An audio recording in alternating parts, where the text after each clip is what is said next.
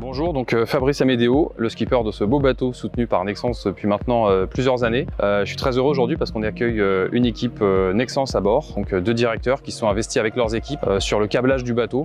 C'est un partenariat de 4 ans pour lequel Nexans s'est engagé auprès de Fabrice.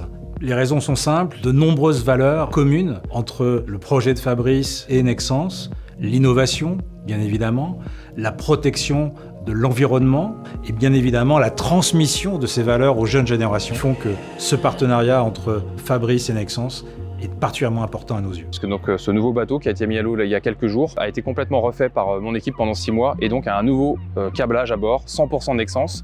Les différentes étapes du câblage, ça a été de passer d'abord les câbles de puissance. Et après, on a passé tout ce qui était câbles de communication et on a fini par les câbles du réseau informatique. Et sur ce bateau, 2 types de câblage ont été installés. Les câbles aéronautiques tout d'abord, parce qu'on cherche absolument à réduire le maximum le poids sur un bateau de compétition. Et puis, deuxième type de câblage, les câbles solaires, fabriqués là également en France, sur l'usine d'Andrézieux. Et là, on est sur un câble en caoutchouc. Il est flexible, on parle de rubber, donc très facile pour les rayons de courbure, pour l'installation. C'est aussi une technologie qui amène énormément de résistance à tout ce qui est résistance mécanique, mais aussi résistance aux UV, et puis aussi une très bonne performance à l'absorption d'eau. Je suis particulièrement fier de l'équipe qui s'est donnée à fond pour respecter déjà les cahiers des charges, mais également de la contrainte de temps. Je viens de découvrir que ce bateau est un bijou de technologie où dans un espace hyper réduit, vous arrivez à trouver une multitude de fonctionnalités.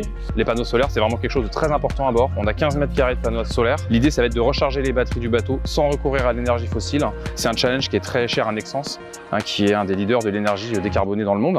Et pour finir, il y a une valeur du projet que soutient Nexans, c'est le projet océanographique avec des capteurs à bord de CO2, de salinité, de température, de microplastique, d'ADN environnemental, avec toute une communauté scientifique qui nous suit et qui va profiter en fait des routes assez atypiques que va emprunter notre bateau.